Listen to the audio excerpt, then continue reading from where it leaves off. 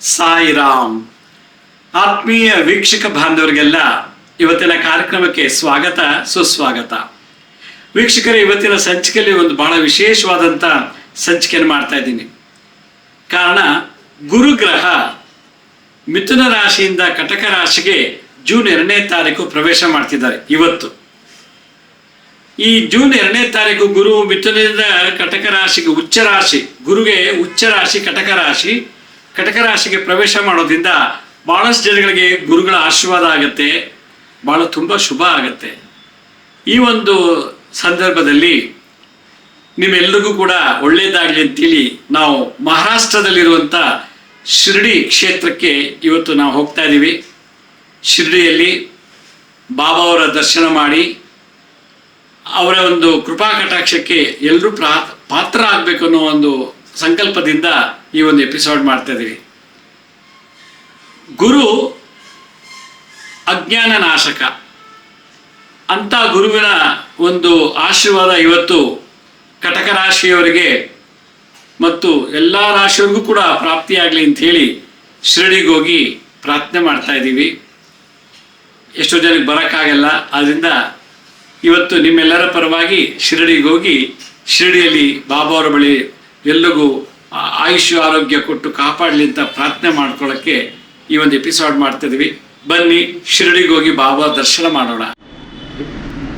ಒಮ್ಮೆ ಬಾಬಾ ಅವರು ಶಿರಡಿಗೆ ಪ್ರವೇಶ ಮಾಡಿದಾಗ ಆಗ ಅವ್ರಿಗೇನು ಚಿಕ್ಕ ವಯಸ್ಸಂತೆ. ಬಾಬಾ ಈ ಶಿರಡಿಗೆ ಬಂದಾಗ ಇದೊಂದು ದೊಡ್ಡ ಕುಗ್ರಾಮ ಅಂತ ಏನು ಇಂಪ್ರೂವ್ಮೆಂಟ್ ಇರಲಿಲ್ಲ. ಈ ಒಂದು ಜಾಗದಲ್ಲಿ ಒಬ್ಬ ಗ್ರಾಮ ದೇವತೆ ಇದ್ದರು, ಅದಕ್ಕೆ ಖಂಡೋಬಾ ಅಂತ ಕರೀತಾರೆ. ಆ ಗ್ರಾಮ ದೇವತೆ ದೇವಸ್ಥಾನದಲ್ಲಿ ಮಹಾಲ್ಸಾಪಾತಿ ಅಂತೇಳಿ ಆ ಮಹಾಲ್ಸಾಪಾತಿಯವರು ಪೂಜೆ ಮಾಡ್ತಾ ಇದ್ರು. ಬಾಬಾ ಅವ್ರು ಈ ಕಡೆ ಬಂದ ತಕ್ಷಣ ಆವೋ ಬಾಬಾ ಆವೋ ಸಾಯಿ ಅಂತ ಕರೆದ್ರಂತೆ, ಬಾ ಸಾಯಿ ಅಂತ ಕರೆದ್ರಂತೆ ಆ ಹುಡುಗನ್ನ. ಬಾಬಾ ಅವರು ಫಸ್ಟ್ ಟೈಮ್ ಈ ಊರಿಗೆ ಬಂದಾಗ, ಶಿರಡಿಗೆ ಬಂದಾಗ, ಇದು ಒಂದು ದೊಡ್ಡ ಒಂದು ಗ್ರಾಮ ದೇವತೆ ವಾಸ ಮಾಡುವ ಸ್ಥಳ. ಶಿರಡಿ ಗ್ರಾಮ ದೇವತೆ ಕ್ಷೇತ್ರ ಪಾಲಕ. ಬಾಬಾ ಅವರು ಬಂದಾಗ ಓ ಸಾಯಿ ಅಂತ ಕರೆದ್ರಂತೆ. ಮಾಲ್ಸಾಪಾತಿಯವರು ಇದ್ದಕ್ಕಿದ್ದಾಗ ಅವನ ಸಾಯಿ ಅಂತ ಕರೆದಂತೆ. ಅವತ್ತಿಂದ ಅವ್ರಿಗೆ ಸಾಯಿ ಬಾಬಾ ಅಂತ ಹೆಸರಿಟ್ಟಂತೆ. ಯಾರು ಶಿರಡಿಗೆ ಬರ್ತಾರೋ ಮೊದಲನೇದಾಗಿ ಈ ಗ್ರಾಮ ದೇವತೆಯನ್ನು ದರ್ಶನ ಮಾಡಿ ಅದನಂತರ ಬಾಬಾ ಸಮಾಧಿ ಮಂದಿರಕ್ಕೆ ಹೋಗಿ ಬಾಬಾ ಅವ್ರ ದರ್ಶನ ಮಾಡಬೇಕು ಅಂಥೇಳಿ ಒಂದು ಸಂಪ್ರದಾಯ ಇದೆ. ಇಲ್ಲಿ ಬಾಬಾ ಅವರು ಬಂದು ಸ್ವಲ್ಪ ದಿವಸ ಇದ್ದು ಮಾಲ್ಸಾಪಾತಿಯವ್ರ ಜೊತೆ ಇದ್ದು ಅವರ ಜೊತೆಲೇ ಕಾಲ ಕಳೆದು ಆಮೇಲೆ ಸ್ವಲ್ಪ ದಿವಸ ಬೇರೆ ಕಡೆ ಹೋಗಿ ಮತ್ತಿನ್ನೂ ಸಲ ಬಂದು ಕೊನೆಯದಾಗಿ ಶಿರಡಿಲೇ ವಾಸ ಮಾಡ್ತಾರಂತೆ. ಆ ಊರಿನ ಗ್ರಾಮ ದೇವತೆ ಖಂಡೋಬಾ ಅಂತೇಳಿ. ಬನ್ನಿ ಆ ಖಂಡೋಬಾ ದೇವರ ದರ್ಶನ ಮಾಡೋಣ. ಗುರುರ್ ಬ್ರಹ್ಮ ಗುರುರ್ ವಿಷ್ಣು ಗುರುರ್ದೇವೋ ಮಹೇಶ್ವರ ಗುರು ಸಾಕ್ಷಾತ್ ಪರಬ್ರಹ್ಮ ತಸ್ಮೈ ಶ್ರೀ ಗುರವೇ ನಮಃ.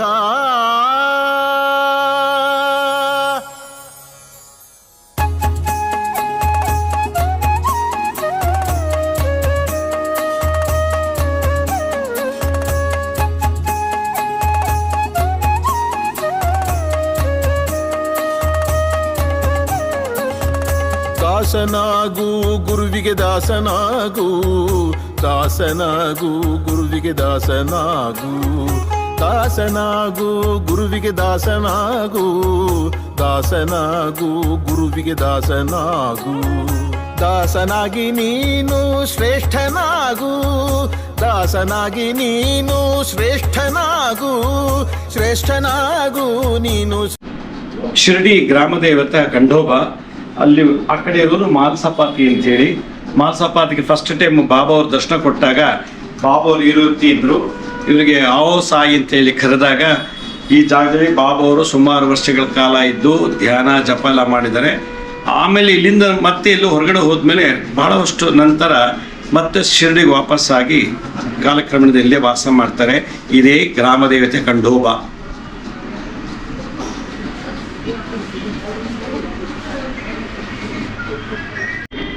ಇಲ್ಲಿ ಕಾಣ್ತಿರೋ ಪ್ರತಿಭೆ ಮಾಲ್ಸಾಪಾತಿ, ಈ ದೇವಸ್ಥಾನ ಪೂಜಾರಿ. ಆ ಖಂಡೋಬ ದೇವರಿಗೆ ಪೂಜೆ ಮಾಡ್ಕೊಂಡಿದ್ದಂಥವ್ರು, ಗ್ರಾಮ ದೇವತೆಗೆ ಪೂಜೆ ಮಾಡ್ತಿದ್ದವರು. ಇವರಿಗೆ ಫಸ್ಟ್ ಟೈಮ್ ಶಿರಡಿಗೆ ಬಂದಾಗ ಬಾಬಾ ಅವರು ದರ್ಶನ ಆಗ್ತದೆ. ಆಗ ಬಾಬಾ ಅವರು ಫಸ್ಟ್ ಭೇಟಿ ಮಾಡಿದ್ದೇ ಇವ್ರನ್ನ. ಶಿರಡಿ ಬಾಬಾ ಅವರು ಫಸ್ಟ್ ಭೇಟಿ ಮಾಡಿ ಇಲ್ಲೇ ಇದ್ದು ಇವ್ರ ಜೊತೆಲೇ ಕಾಲ ಕಳೆದು ಭಾಳಷ್ಟು ದಿವಸ. ಆಮೇಲೆ ಶಿರಡಿಯಿಂದ ಮತ್ತೆ ಹೊರಗೆ ಹೋಗಿ ಕೊನೆಗೆ ಸಮಾಧಿ ಆಗಕ್ಕೆ ಮುಂಚೆ ಸುಮಾರು 30-40 ವರ್ಷ ಇಲ್ಲೇ ವಾಸ ಮಾಡ್ತಿದ್ರು ಅಂತ ಹೇಳ್ತಾರೆ. ಇದು ಅವ್ರ ಸಮಾಧಿ. ಮತ್ತು ಈ ಜಾಗದಲ್ಲಿ ಬಾಬನ ಕಾಲದಲ್ಲಿದ್ದಂಥ, ಆ ಸಮಕಾಲದಲ್ಲಿದ್ದಂಥ ಕೆಲವರು ಯಾರ್ಯಾರು ಬಾಬನ ಬಂದು ಭೇಟಿ ಮಾಡ್ತಿದ್ರು, ಯಾರ್ಯಾರು ಬಾಬನ ದರ್ಶನ ಮಾಡ್ತಾ ಇದ್ರು, ಅವರೆಲ್ಲರೂ ಫೋಟೋ ಕೂಡ ಇಲ್ಲಿ ಕಲೆಕ್ಟ್ ಮಾಡಿ ಇಟ್ಟಿದ್ದಾರೆ. ಒಂದು ಮ್ಯೂಸಿಯಂ ಮಾಡಿದ್ದಾರೆ. ಬನ್ನಿ ನಾವು ಆ ಕಡೆಯಿಂದ ನೋಡ್ಕೊಂಡು ಬರೋಣ. ಶ್ರೇಷ್ಠನಾಗು ಶ್ರೇಷ್ಠನಾಗು ನೀನು ಶ್ರೇಷ್ಠನಾಗು.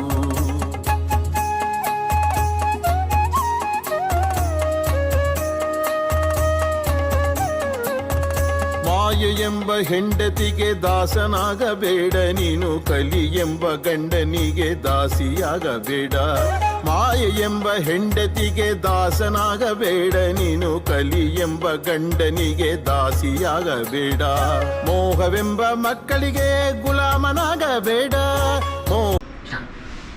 ನೋಡಿ, ಇವರು ಮಾಲ್ಸಾಪಾತಿ ಖಂಡೋಬ ದೇವಸ್ಥಾನದ ಪೂಜಾರರು. ಬಾಬಾ ಬಂದಾಗ ಇವ್ರ ರೀತಿ ಇದ್ರು.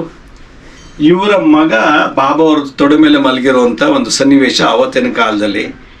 ಇದು ಮಾಲ್ಸಾಪತಿಯವರು ಮತ್ತು ಗುರುಗಳು ಭೇಟಿಯಾದದ್ದು. ಬಾಬಾ ಅವರು ಮಾಲ್ಸಾಪತಿಗೆ 4 ಐಟಮ್ಸ್ ವಸ್ತುಗಳನ್ನು ಕೊಡ್ತಾರೆ. ಆ ವಸ್ತುಗಳು ಎಲ್ಲಿದೆ ಅಂತಂದರೆ, ಇವರ ಮೊಮ್ಮಗ 4th ಜನರೇಷನ್, 4ನೇ ಜನರೇಷನ್, ಅವರ ಮೊಮ್ಮಗನ ಹತ್ರ ಇವತ್ತು ಕೂಡ ಬಾಬಾ ಅವರ ಚಪ್ಪಲಿ, ಆ ಕಫನಿ, ದಂಡ ಮತ್ತು ಕಾಯಿನ್ಸ್ ಇದಿಷ್ಟು ಕೂಡ ಬಾಬಾ ಅವ್ರು ಕೊಟ್ಟಿದ್ದಾರೆ.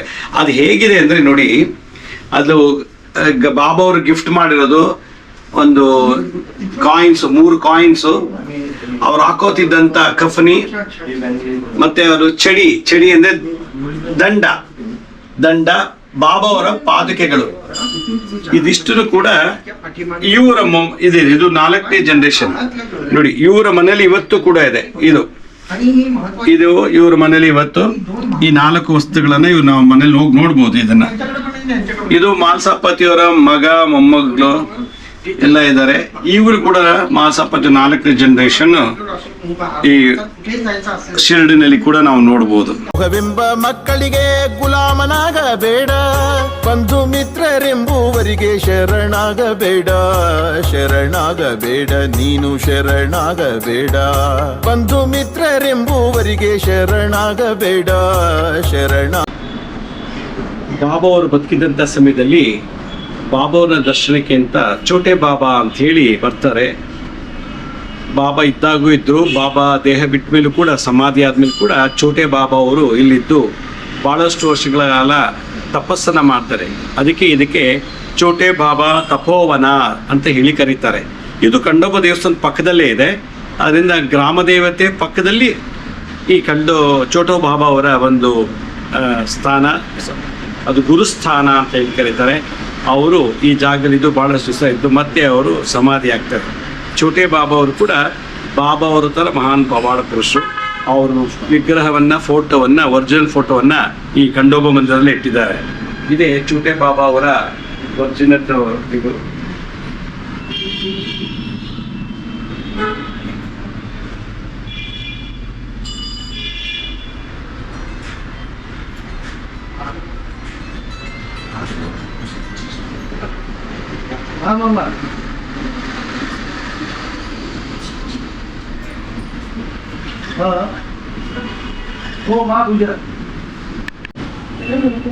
ಚೋಟೆ ಬಾಬಾ ಅವರು ಬದುಕಿದಾಗ ಧ್ವನಿ ಅಂತೇಳಿ ನಿತ್ಯ ಅಗ್ನಿಯನ್ನು ಪೂಜೆ ಮಾಡ್ತಿದ್ರು.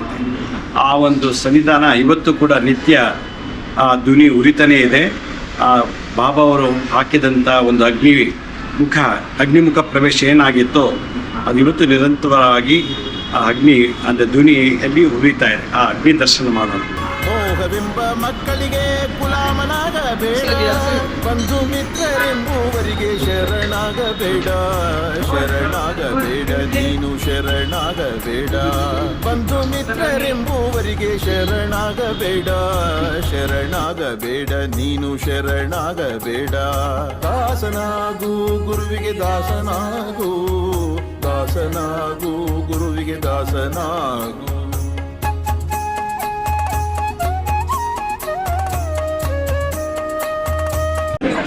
ಬಾಬಾ ಅವರು ಶಿರಡಿಗೆ ಬಂದ ಮೇಲೆ ಇದೊಂದು ಸಣ್ಣ ಒಂದು ಮಸೀದಿ ಇತ್ತಂತವಾಗ. ಆ ಮಸೀದಿನಲ್ಲಿ ವಾಸ ಮಾಡ್ತಾ ಇದ್ರು, ಇಲ್ಲೇ ಊಟ ಮಾಡಿ ಇಲ್ಲೇ ಮಲಗ್ತಾ ಇದ್ರು. ಇದಕ್ಕೆ ದ್ವಾರಕಾಮಾಯಿ ಅಂತ ಹೆಸರಿಟ್ಟಿದ್ದಾರೆ. ಏಕೆಂದರೆ ಶಿರಡಿ ಸಾಯಿಬಾಬಾ ಅವರು ಇಲ್ಲಿ ಬಂದು ಸುಮಾರು ವರ್ಷಗಳ ಕಾಲ ವಾಸ ಮಾಡಿ ನೀರಿನಲ್ಲಿ ದೀಪ ಹಚ್ಚುತ್ತಾರೆ ಅಂತ ಎಲ್ಲ ಹೇಳಿದ್ದೀವಿ. ಆ ದೀಪ ಹಚ್ಚಿದ ಜಾಗನೇ ಇದು. ಬಾಬಾ ಅವರೊಂದು ಹಲಗೆ ಮೇಲೆ ಮಲಗ್ತಾ ಇದ್ರು. ಅವರು ಹಾಕಿದಂಥ ಒಂದು ಬೆಂಕಿ ಇವತ್ತು ಕೂಡ ಉರಿತಾ ಇದೆ, ಅದಕ್ಕೆ ಧ್ವನಿ ಅಂತಾರೆ. ಆ ಧ್ವನಿಯಿಂದ ಬರುವ ಒಂದು ಭಸ್ಮವನ್ನು ಎಲ್ರಿಗೂ ಹಂಚುತ್ತಾರೆ. ಈ ಧ್ವನಿಯಲ್ಲಿರೋ ಕೆಂಡ ತಗೊಂಡು ಕಾಕಡ ಆರತಿ ಮತ್ತು ಮಧ್ಯಾಹ್ನ ಆರತಿ, ಸಂಜೆ ಆರತಿ, ಶೇಜ ಆರತಿ ಇದೆಲ್ಲ ಕೂಡ ಈ ಬೆಂಕಿಯಿಂದನೇ ಕೆಂಡದಿಂದ ತಗೊಂಡೋಗಿ ಆರತಿ ಮಾಡಿ ಬಾಬಾ ಅವ್ರಿಗೆ 4 ಆರತಿ ಪ್ರತಿನಿತ್ಯ ನಡೀತದೆ ಈ ಒಂದು. ಮತ್ತೆ ಬಾಬಾ ಅವ್ರು ಕುತ್ಕೋತಾ ಇದ್ದಂಥ ಒಂದು ಕಲ್ಲು, ಆ ಕಲ್ಲು ಮೇಲೆ ಕುತ್ಕೊಂಡು ಎಲ್ರಿಗೂ ದರ್ಶನ ಕೊಡ್ತಾ ಇದ್ರು. ಭಕ್ತರ ಸಮಸ್ಯೆಗಳನ್ನ ಕೇಳಿಕೊಂಡು ಅವ್ರಿಗೆ ಪರಿಹಾರ ನೀಡ್ತಿದ್ದಂಥ ಕಲ್ಲು ಈ ದ್ವಾರಕಾಮಾಯಿನಲ್ಲಿದೆ.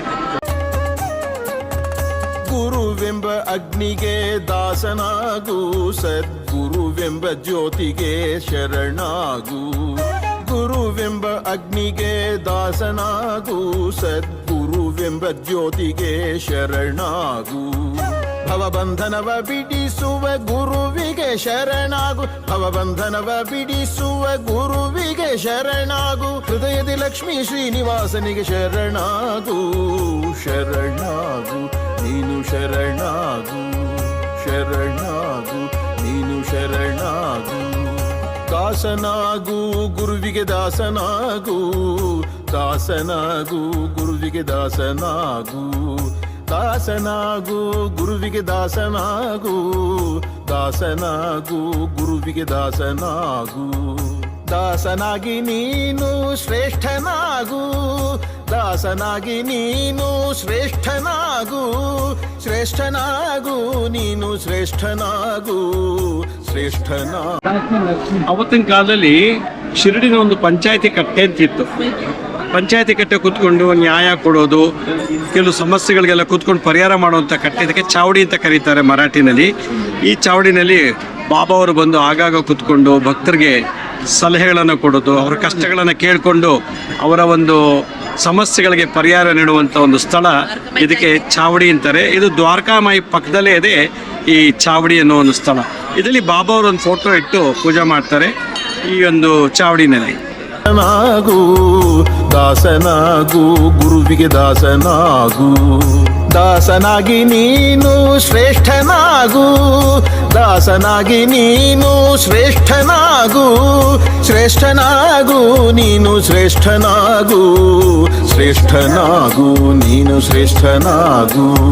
ಶ್ರೇಷ್ಠನಾಗು ನೀನು ಶ್ರೇಷ್ಠನಾಗು. ದಾಸನಾಗು ಗುರುವಿಗೆ ದಾಸನಾಗು, ದಾಸನಾಗು ಗುರುವಿಗೆ ದಾಸನಾಗು. ದಾಸನಾಗು ಗುರುವಿಗೆ ದಾಸನಾಗು. ಶಿರಡಿ ಸಾಯಿಬಾಬಾ ಅವರ ಸಮಾಧಿ ಮಂದಿರ ಇದು. ಸಮಾಧಿಯ ಹಿಂಭಾಗದಲ್ಲಿ ಅಮೃತ ಶಿಲೆಯಿಂದ ಮಾಡಿರುವ ಬಾಬಾ ಅವರ ಮೂರ್ತಿಯನ್ನ ಪ್ರತಿಷ್ಠಾಪನೆ ಮಾಡಿದ್ದಾರೆ. ಬಾಬಾ ಅವರ ಮುಂದೆ ಅವರ ಸಮಾಧಿ ಇದೆ. ಈ ಸಮಾಧಿಯನ್ನ ದರ್ಶನ ಮಾಡಲಿಕ್ಕೆ ಜಗತ್ತಿನಾದ್ಯಂತ ಸಾಯಿ ಭಕ್ತರು ಏಕಕಾಲದಲ್ಲಿ ಮೂರ್ತಿ ದರ್ಶನ ಮತ್ತೆ ಸಮಾಧಿ ದರ್ಶನ ಮಾಡ್ತಾರೆ.